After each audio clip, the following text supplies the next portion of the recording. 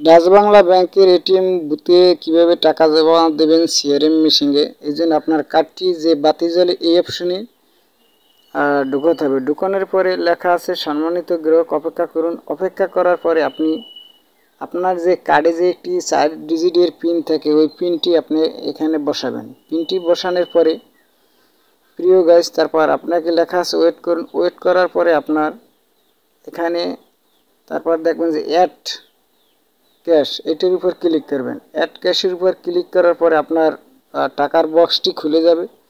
বক্সটি খুলে যাওয়ার পরে আপনি কনফার্মে এই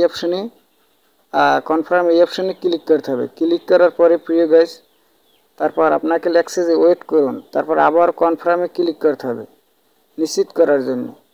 ক্লিক করার পরে আপনার লেনদেনটি সম্পূর্ণ হয়েছে, ইউর ট্রানজ্যাকশন হ্যাজ সাকসেসফুল। এইভাবে আমরা সিআরএম মেশিনে টাকা জমা দিতে পারি। তারপর আপনি এই টাকা জমা দেওয়ার পর একটি রিসিপ্ট বের হয়ে যাবে। এই রিসিপ্টটি আপনি সংগ্রহ করতে পারেন পরে কোনো সলভটা বা প্রবলেম হলে। এটা অনেক কাজে লাগবে। গুরুত্বপূর্ণ রিসিপ্টটি সংগ্রহ করে রাখবেন। ভিডিওটি ভালো লাগলে সাবস্ক্রাইব করুন।